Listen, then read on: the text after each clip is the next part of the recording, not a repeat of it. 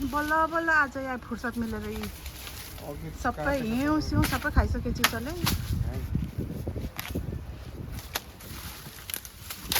खोलेर हेरौँ न कस्तो कतिको भएको रहेछ भित्र छैन यो छैन रहेछ छैन रहेछ फस्के रहेछ अन्त भए पनि यो चिसोले गरिसक्यो होला नि त यिनीहरू चाहिँ टिप्नु पर्ने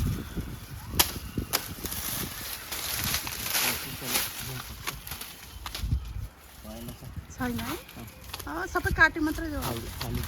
छम काटिदेऊ न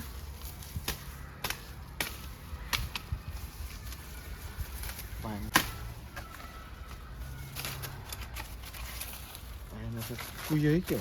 कुयो चाहिँ होला बरु कुयो छ नि त पलाएको थिएछ नि त बिचारा अनि यस्तो चिसो अस्ति टिपौँ भनेको नि त मैले माने नहुने त तिमी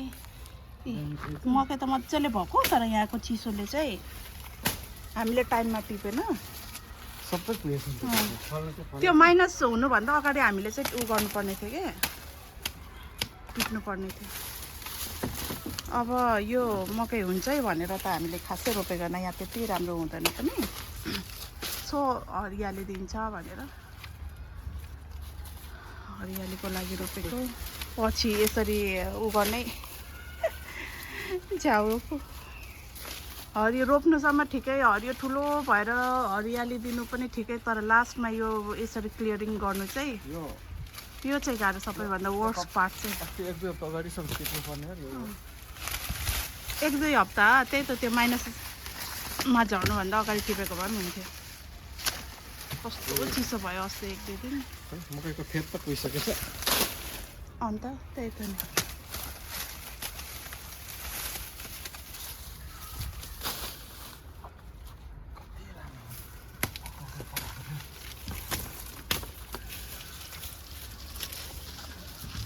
यहाँनिर यो सिमीहरू पनि नटिपी सबै हामी अल्छी भयो नि त चिसोले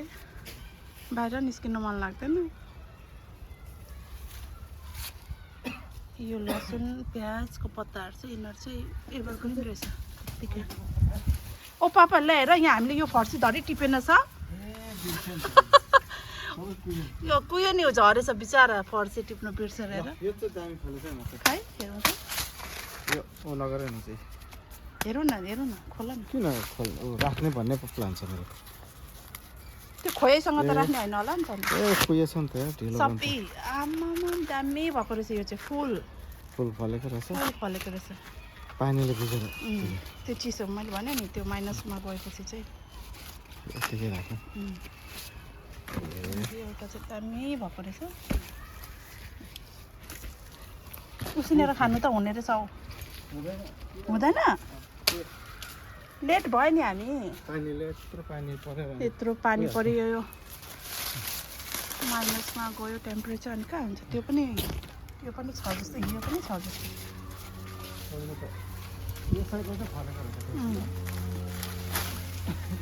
टिप्नु लेट गऱ्यो नि त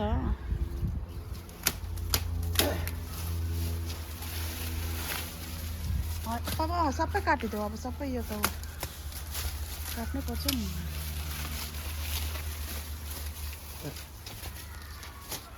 यो सिमीहरू धरि काम छैन पापा यो धरि कुहिएछ हौ यो धरि कुहिएछ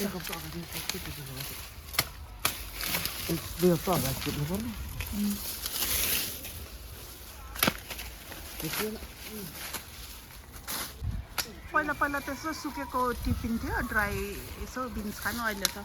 पुरै त्यो धरि कुहिएछ छैन ड्राई देखाउ त खोला त ए छैन कुहियो के कुहियो कति चाहिँ छ होला कति चाहिँ कति चाहिँ छ यो सुकेको चाहिँ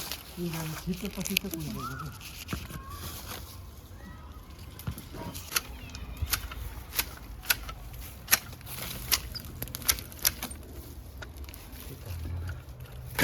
धनिया पो उम्रेछ त पुरा धनिया छरेको नि मैले पहिला अनि अहिले पो उम्रिन्छ नि यो निकै काटिदेऊ न पापा यो सेरली हो क्या यो तलेसम्म काटेको त नि काटेको त पछि पलाउँछ यिनीहरू सबै हो पलाउँछ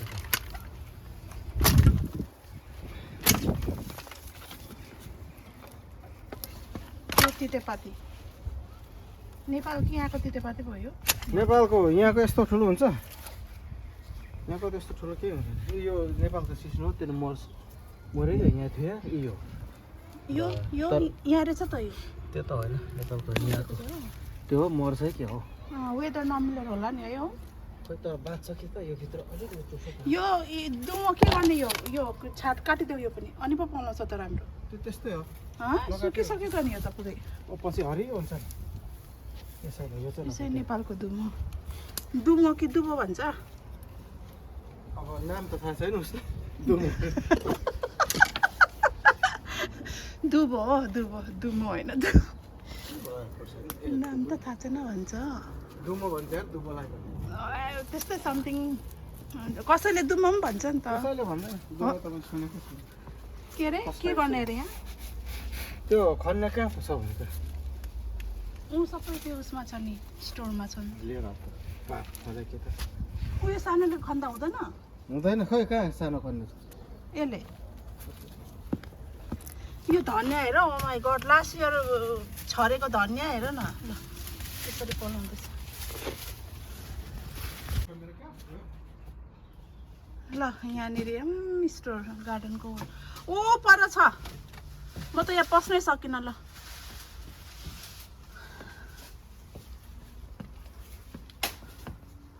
यहाँनिर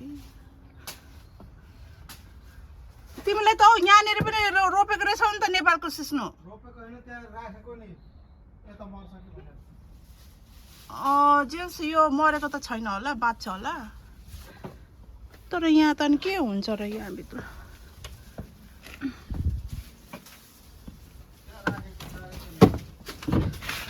खै कुन चाहिँ हो अब खन्ने अब म कहाँ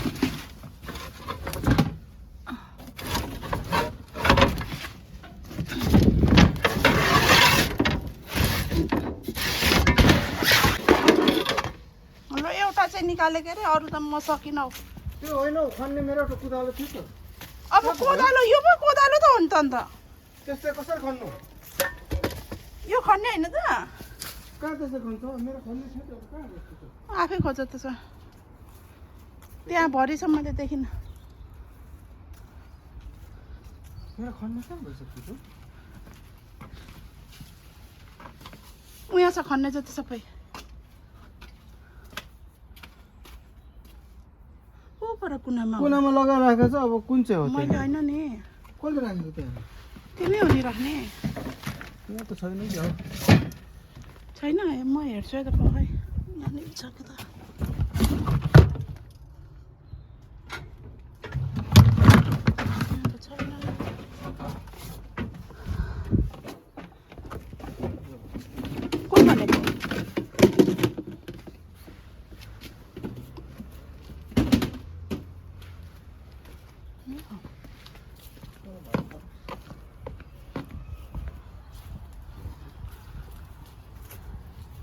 खन्न त हेरौँ अब अलिक छिट्टो पलाए पो फल्छ अब यहाँ त छिट्टो पलाउँदैन कि यत्रो ठुलो बिउ उ त भएको नि बिउ त पलाएको छ भने उसिनेर खाने के हुन्थ्यो अरे ठुलो चाहिँ ठुलै भएको रहेछ फलेन है तिम्रो मेहनत कहाँ फल्छ है यस्तो चिसो ठाउँमा अब छिट्टो पलाए पो हुन्छ त कहाँ फलेन नि फलेन त यही हो फल्ने आज सुटिनसँग उसिनेर खाने भनेको त यसैको फल्ने हो क्या ठुलो हुने हो छैन फलेन यहीँदेखि फल्छ यही बात छ के त हिस्ट्री कप गाउँमा त त्यही पलाउँछ मिस्टर खाली हिस्ट्री कप पर्यो बिचरा यस्तो चिसो ठाउँमा कहाँ सबै मर्छ त्यो किन यहाँ ल्याएको अब यो फेरि सबै यो सरसफाइ गरेर चिरी च्याट्टा पार्नुपर्ने होला झरेछ नगर न यो धनियाँ खानुपर्छ नि धनियाँ खानुपर्छ नि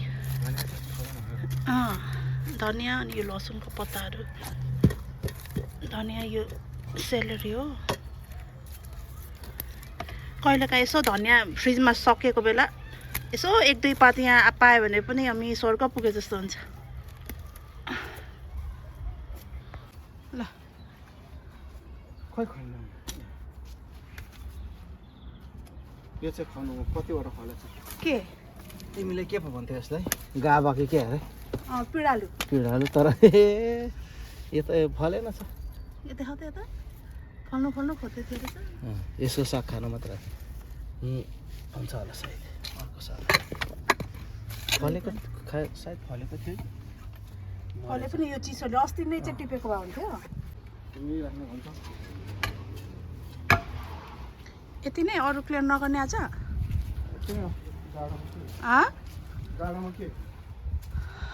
आज यति नै भयो। अब गर्नु पर्यो नि क्लियर नत्र अनि कति धेरै काम छ।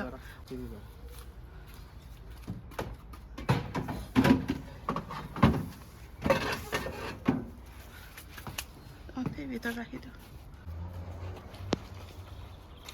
अब अस्ति नै त्यो चिसो बढ्नुभन्दा अगाडि नै टिपेको भए त मजाले ड्राई हुन्थ्यो होला। अब त्यतिखेर चाहिँ मकै चाहिँ ठिक थिएछ अलि 1-2 हप्ता जस्तो अगाडि टिपेको भए मकै चाहिँ ठिक थिएछ। यो सिनीहरू चाहिँ अलिअलि ड्राई रहेछ यिनीहरूलाई चाहिँ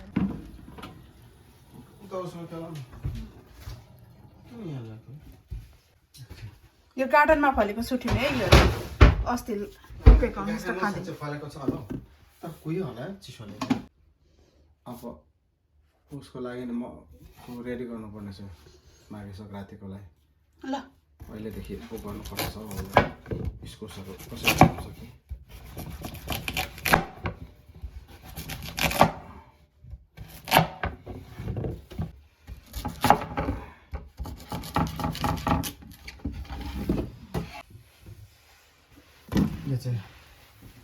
आज चाहिँ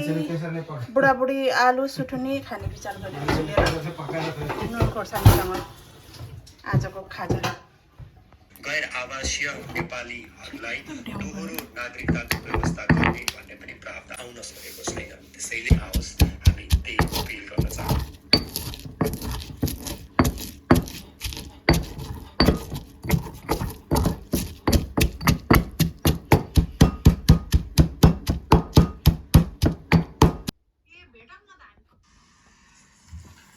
ल आजको खाजा चाहिँ आलु र सुठुनी अनि महीको साथमा